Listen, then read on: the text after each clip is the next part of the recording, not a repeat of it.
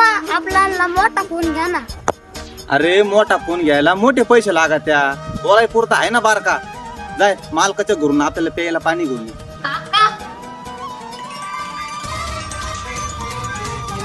काय मोबाईल लागत का?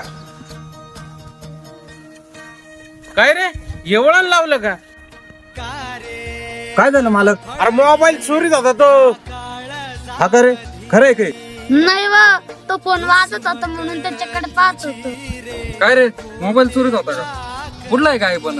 अरे हे झोपडपट्टी एरियातलं आहे ते. हा मग बरोबर आहे, यांची चूक नाही ती. अहो फोन वाजवतो म्हणून कुतोलाने पाहत असन ते पोरग.